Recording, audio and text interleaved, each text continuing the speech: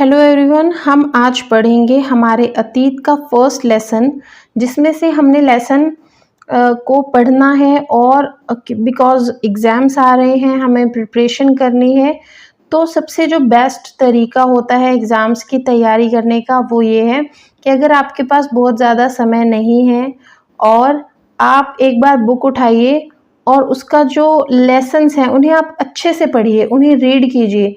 जब आप लेसन को रीड करेंगे और उसमें आने वाले जो टर्म्स हैं उसमें उन्हें समझेंगे तो आप एग्ज़ाम में बहुत बेहतर कर पाएंगे, क्योंकि जो बुक होती है हमारी उसमें से ही क्वेश्चंस बनते हैं। जो एनसीईआरटी की बुक्स होती हैं, अगर आप उनके लेसन्स को रीड करते हैं, अच्छे से समझते हैं, तो आप अपने उससे हमारी अंडरस्टैंडिंग भी बढ़ती है और आप अपने एग्ज़ाम्स में भी अच्छा स्कोर कर पाएंगे।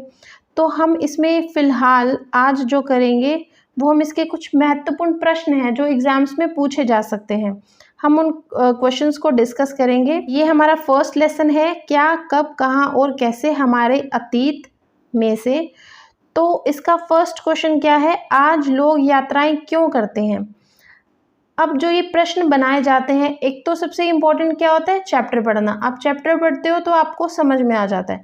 दूसरा, हमें अपनी अंडरस्टैंडिंग को यूज़ करना होता है। जैसे लोग यात्राएं क्यों करते हैं, लोग यात्राएं करते हैं अपने रिश्तेदारों से मिलने के लिए, काम के लिए, व्यापार के लिए और पर्यटन स्थलों की सैर के लिए। आप कहीं घूमने फिरने जा रहे हैं तो आप यात्रा करके जाएंगे एक जगह से दूसरी जगह पर जाने के लिए, और पहले व्यापार के लिए भी किया जाता था, आज भी व्यापार किया जाता है। तो इस तरह से हम इसमें और भी प्रश्न जो हमारे उत्तर हैं वो ऐड कर सकते हैं। नेक्स्ट क्या है, क्या तुम बता सकती हो कि कठोर स्तर पर लेख लिखवाने का क्या लाभ है, ऐसा करवाने में क्या क्या कठिनाइयाँ आती थी।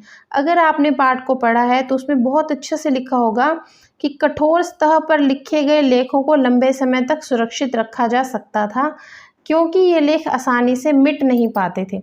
अगर आपने किसी पत्थर के ऊपर कुछ भी एक अगर लाइन भी लगा देते हैं हम पत्थर के ऊपर, तो वो भी हम उसे दोबारा मिटा नहीं सकते। तो इसी तरह से लोहे के जो बनी होती थी चीज़ें या पिलर्स बने होते थे पत्थरों के, तो उन पे लिखवाया जाता था ताकि उन्हें लंबे समय तक सुरक्षित रखा जा सके। हम अभिलेखों के माध्यम से अपने अतीत की जानकारियाँ प्राप्त कर सकते हैं। वहाँ पर डिफरेंट लैंग्वेजेस लिखी होती थी, लिखने का अलग अलग तरीका होता था। तो जो भी जानकारियाँ हमें हमारे अतीत की मिलती हैं वो हमें अभिलेखों से ही मिलती हैं। कठोर सतह पर लिखना कठिन कार्य था, लेकिन लिखने में अधिक समय लगता होगा। और तीसरा है कि कठोर सतह पर लिखना कठिन कार्य था, जिसे लिखने में अधिक समय लगता होगा। जो नेक्स्ट है हमारे पास वो है, क्या पुरातत्वविदों को बहुधा कपड़ों के अवशेष मिले होंगे। अब जो इसका उत्तर बनेगा वो क्या बनेगा कि पुरातत्वविदों को कपड़ों के बहुत कम अवशेष मिलते होंगे, क्योंकि अगर किसी कपड़े को बहुत सालों तक, 1000 सालों तक दबाकर रखा गया है, मिट्टी के नीचे है वो, तो ऑब्वियस सा है कि वो ज़्यादातर वो गल सड़ जाएगा।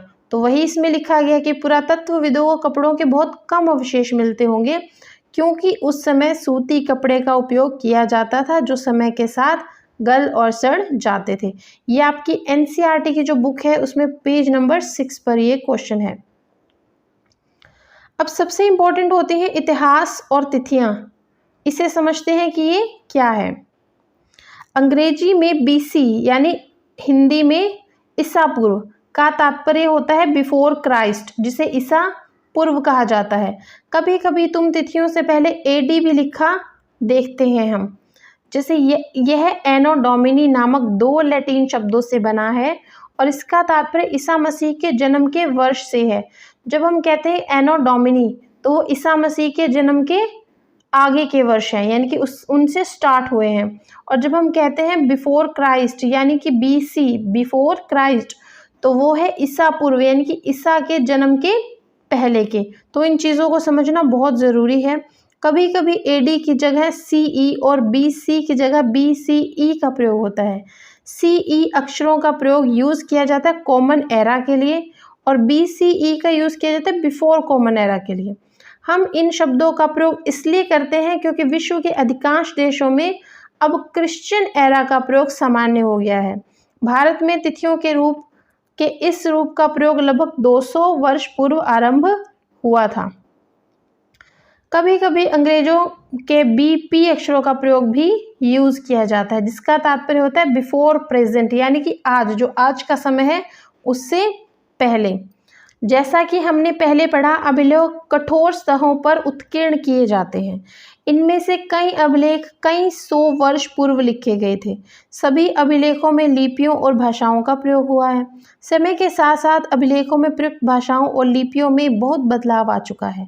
विद्वान यह कैसे जान पाते हैं कि क्या लिखा है? इसका पता अज्ञात लिपि का अर्थ निकालने की एक प्रक्रिया द्वारा लगाया जा सकता है।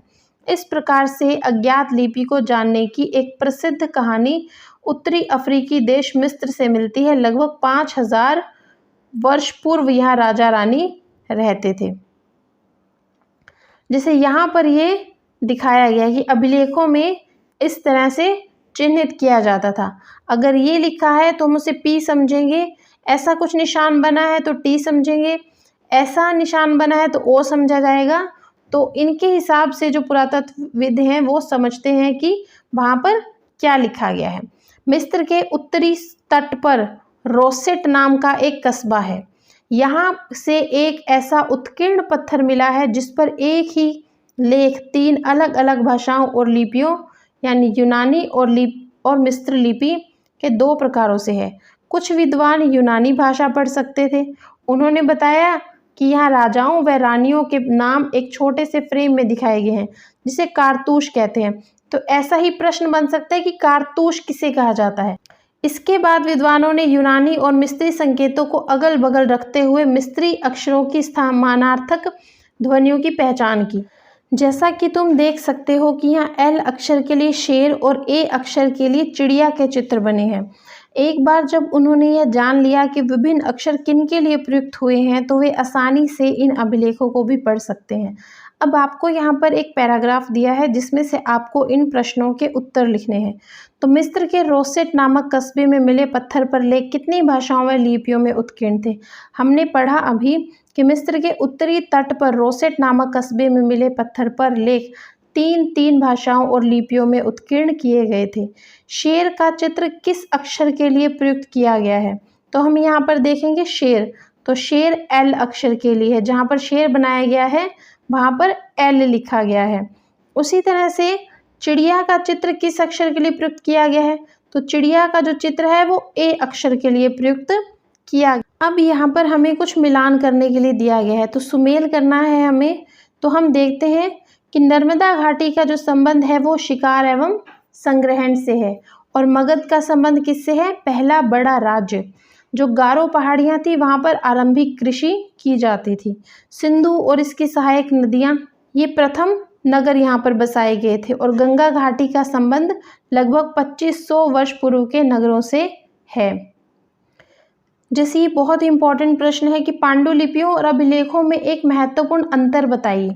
आपको अंतर बताना है पांडुलिपि और अभिलेख में। तो जो पांडुलिपि होती थी उसे ताड़पत्र और भोजपत्र पर लिखा जाता था हाथ से, और जो अभिलेख थे उन्हें पत्थर या फिर धातु जैसी कठोर स्तहों पर उत्कीर्ण करके लिखा जाता था। तो ऐसे ही जो प्रश्न होते हैं, अभ्यास के जो प्रश्न होते हैं, वो बुक में ही हमें मिलते हैं और हमें उन्हें अच्छे से समझना होता है। अगर पूछ लीजिए कि पांडुलिपि क्या है, अलग अलग प्रश्न भी बन सकते हैं, अभिलेख किसे कहते हैं, तो आप बड़े आराम से ये प्रश्न का उत्तर दे सकते हैं। अब हमारे पास एक प्रश्न है, पुरातत्वविदों द्वारा पाई जाने वाली वस्तुओं की सूची बनाओ और उनमें से कौन सी वस्तुएं पत्थर की बनी हो सकती हैं। जो पुरातत्वविदों ने वस्तुएं जो उन्हें मिली हैं उनकी सूची बनानी है। तो उसमें हमें सिक्के, हथियार, आभूषण, चित्र व मूर्तियाँ, औजार, हड्डियाँ, पत्थर व ईंटों से बने अवशेष, कुछ कपड़ों के टुकड़े, बर्तन, ये सब चीज़ें हमें वहाँ पर मिली हैं। तो अब हमें ये बताना है कि इनमें से पत्थर की कौन सी चीज़ें हैं। तो पत्थर से बनी वस्तुएं हैं इसमें इमारतें, हथियार, औजार और मूर्तियाँ। साधारण स्त्री और पुरुष अपने कार्यों का विवरण क्यों नहीं रखते थे? इसके बारे में तुम क्या सोचती हो? साधारण स्त्री और पुरुष अपने कार्यों का विवरण इसलिए नहीं रखते थे क्योंकि वे अपने कामों को इतना महत्वपूर्ण नहीं मानते होंगे जिनका विवरण तैयार किया जाए।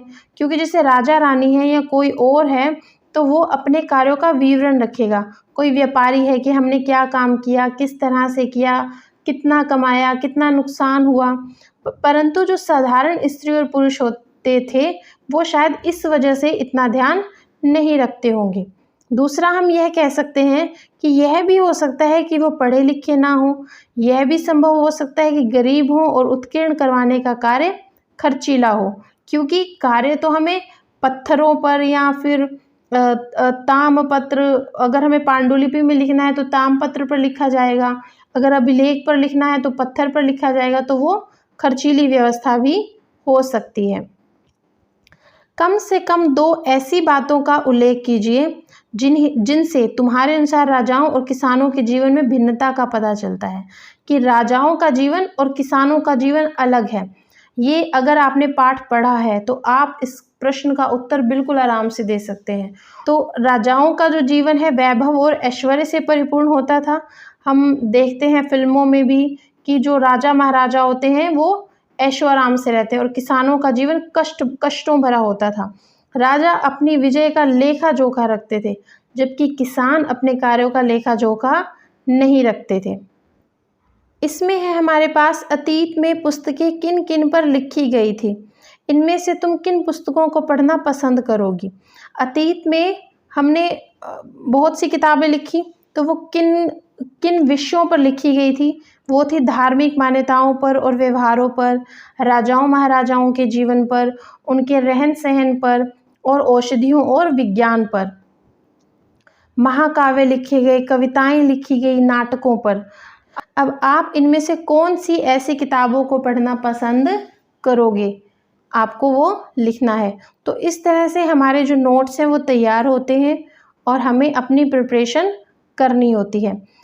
परंतु सबसे इम्पॉर्टेंट क्या है? सबसे इम्पॉर्टेंट है कि हम पाठ को अच्छे से पढ़ें। आप देखेंगे कि अगर आप पाठ को अच्छे से पढ़ रहे हैं और फिर उसके अभ्यास को सॉल्व कर रहे हैं तो आपको कोई भी मुश्किल नहीं आएगी और आप बड़े अच्छे से पाठ को समझ जाएंगे। और ऐसे ही और वीडियोज़ के लिए आप चैनल को सब्सक्राइब